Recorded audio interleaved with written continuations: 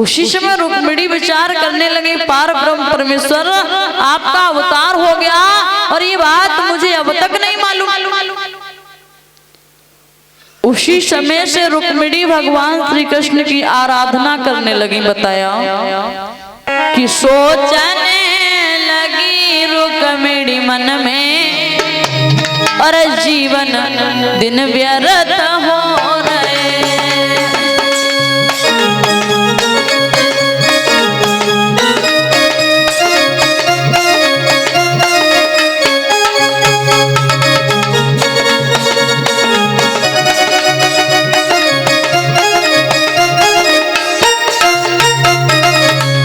आज रुक्मिणी विचार करने लगी,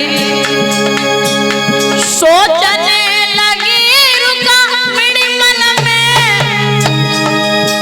जीवन दिन व्यर्थ हो रहे। ये माया इधर विराज रही, मायावत किधर सो रहे।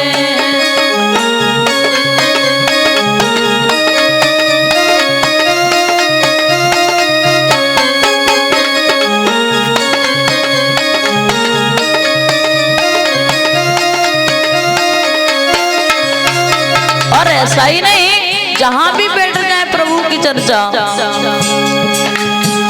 उठते बैठते सोते जागते श्री कृष्ण चंद्र गुण गाना लगी। सखियन में चर्चा छिड़ जाए तो हरि संकीर्त सुनाने लगी।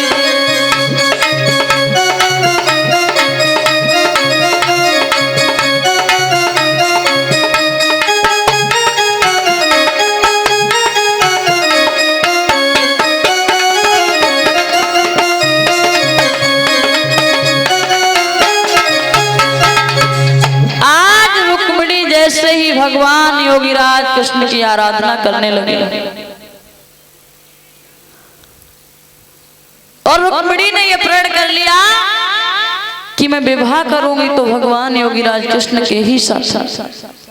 सखियों में भी बैठ जाए तो वही चर्चाएं।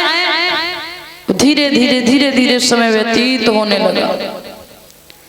जब रुक्मिणी विवाह के योग्य हुई,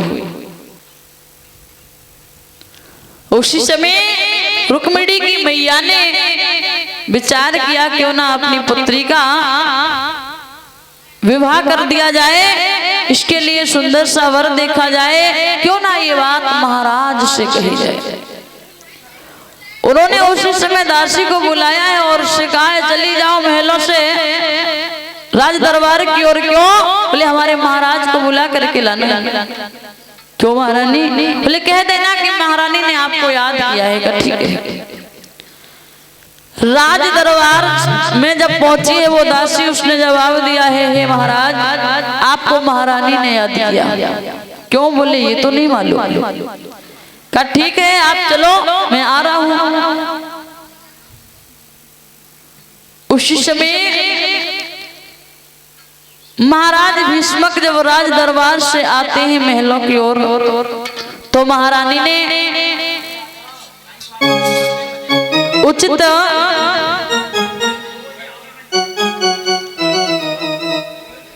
आसन दिया है। उसी समय उचित आसन दिया है और जैसे ही प्रेम पूर्वक बैठा है, और जब प्रेम पूर्वक बैठाला तो महाराज कहने लगे क्या बात है महारानी क्यों याद किया? समझा करके कहा कि हे महाराज अपने घर में जो पुत्री है ना, बोले हाँ विवाह के योग्य है, सुंदर सा वर देख करके उसका विवाह कर दो। महाराज कहने लगे हैं चिंता न करो, परेशान न हो, मैं जा रहा हूँ। आज राज दरबार में केवल रुक्मिणी के विवाह की ही चर्चाएं होंगी। राज दरबार में जैसे ही आते हैं तो सभा को संबोधित करते हुए महाराज भीष्म कहने लगे देखिए सभा के भाइयों, आज मैं हर किसी को बराबर का मौका दे रहा हूं बोलने का। जिसकी नजर में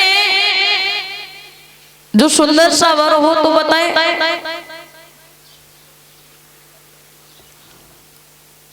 अब महाराज एक एक करके सभी उठ करके खड़े होकर के प्रणाम करते हैं और नामों को गिनवाना प्रारंभ करने लगे।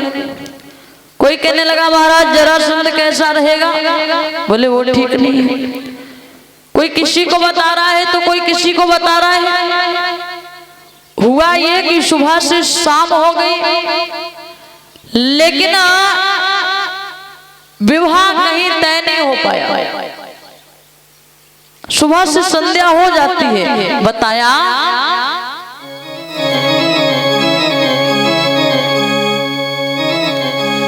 कि दरबार के सब बारी बारी और राजाओं के नाम गिनाना लगे।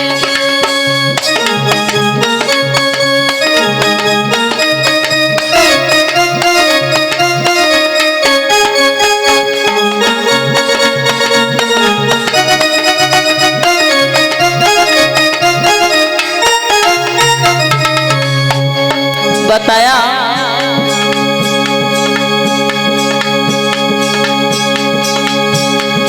दरबार के सब बारी बारी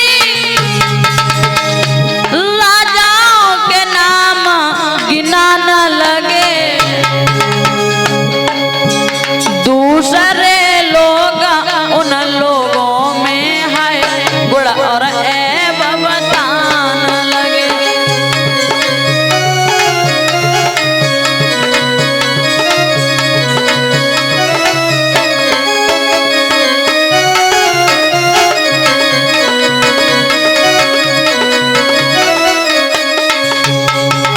और ऐसा ही नहीं, बल में भवकीर्त सुनाने को कोई भी बाकी बचा नहीं। पर सुबह से संध्या है गई है, हाय ब्याह कहीं हुआ नहीं।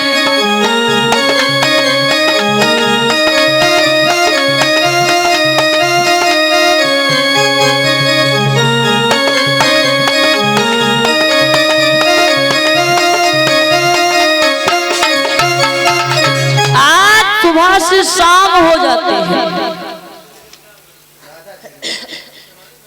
लेकिन कहीं भी विवाह तय नहीं हो पाया।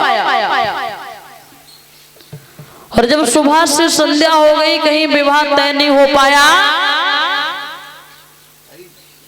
तब महाराज भीष्मक के जो सबसे छोटा पुत्र था वो खड़ा हो गया और समझा करके बोला, है पिताजी अगर आपकी अनुमति हो तो मैं एक सुंदर सा वर बताऊं। बोले हाँ बोलो। तो जवाब दिया, है पिताजी हमारी नजर में एक ही बड़ा सुंदर सा वर है। कौन? बोले द्वारिकापुरी के भगवान योगीराज कृष्ण। और जैसे ही कृष्ण का नाम सुना है, समझा करके कहा है वाला यही तो हम भी चाहते। अब राज दरबार में बड़ा हर्ष उल्लास है, बड़ी हंसी खुशी है। तब तक महाराज भीष्मक का बड़ा पुत्र आ गया। और जब बड़ा पुत्र आता है तो उसने जैसे ही देखा है, एक बात की है पिताजी एक बात बताओ। बड़ा हर्ष उल्लास है, बड़ी हंसी खुशी है, क्या बात है, क्या कारण है? उन्होंने जवाब दिया, है लाला तुम्हें नहीं मालूम है तुम्हारी बहन के विवाह की चर्चाएं हो रही हैं। बोले बहन के विवाह की चर्चाएं? बोले हाँ। कोई बार देखा? हाँ देखा है। कौन? तो जवाब दिया द्वारिकापुरी के रहने वाले भगवान योगीराज कृष्ण। और जैसे ही कृष्ण का नाम सुना, समझा करके कहा, है पिताजी अरे किस कृष्ण की बात कर रहे हो? जो बन गाय चराने वाला, लूट लूट करके दधी माखन खाने वाला, उसके साथ में मैं अपनी बहन का विवाह करूंगा। तो उन्होंने जवाब दिया, लाला अभी केवल चर्चाएं हुई हैं, विवाह थोड़ी हो गया।